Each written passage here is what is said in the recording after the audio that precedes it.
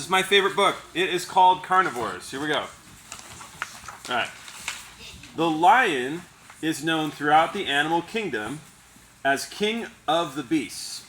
The great white shark is the most feared predator in the oceans. And the timber wolf's howl strikes terror into the hearts of fuzzy woodland creatures everywhere. But even savage carnivores get their feelings hurt. You guys can back up a little bit. You can see the pictures from where you are.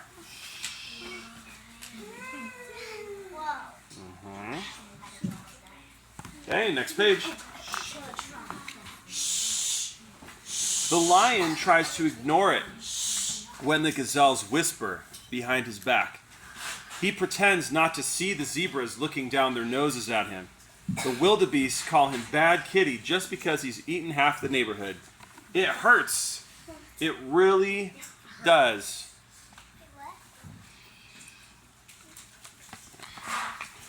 The great white shark, he gets such a bad rap. All those shark movies don't help.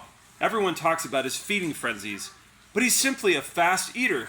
Nobody understands.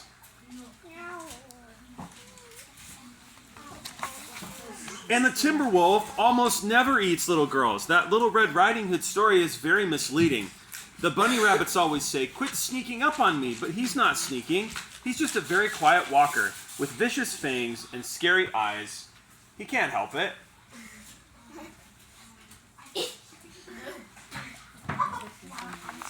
So, it was just a matter of time before the lion, the great white shark, and the timber wolf started hanging out. Because even carnivores need to share their feelings. If you're crumpling paper, please throw it out. That's making a mess on my floor. At their first get-together, the timber wolf came up with an idea that might solve everything. We'll go vegetarian. The lion tried to enjoy his salad, but leaves and bark kept getting stuck in his razor-sharp teeth. The great white shark ate nothing but seaweed for a whole day, but it left a horrible kelpy aftertaste in his mouth.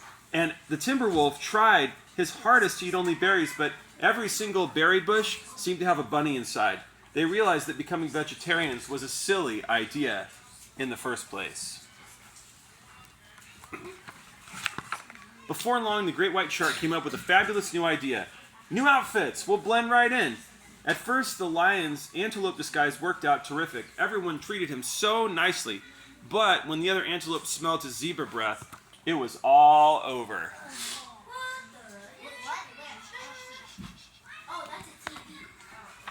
The great white shark blended right in with the dolphins. Nobody suspected him of being bloodthirsty at all until all the dolphins disappeared.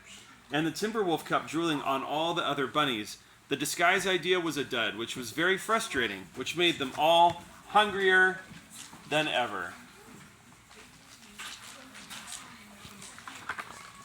As a last resort, the lion invited the oldest and wisest carnivore he knew to come speak to the group. The great horned owl was happy to be included. "What should we do?" asked the lion. "Everyone is mean to us," said the great white shark. "Listen up, please." "I never know what to say," said the timber wolf. There's still paper on my floor. The owl smiled. "It used to hurt my feelings too, but now I remind myself, I'm not bad. I'm a carnivore. Ahem. Eating meat is just what I do." This is where it gets good. "I'm not bad," whispered the lion. "I'm a carnivore," confessed the great white shark. "Eating meat is just what I do," declared the timber wolf. It's hard to say. The wise old owl was brilliant. Wow. It turned out he was also delicious. Yep. These days, things are different. The lion doesn't dread going to the watering hole anymore. When the zebras give him nasty looks, he smiles his friendliest smile, and he eats them. The great white shark feels much better about gobbling up everyone in sight. He knows that he's a husky fish with a healthy appetite.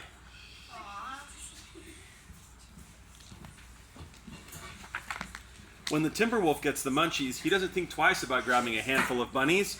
They have really negative attitudes anyway. Gentlemen in the back.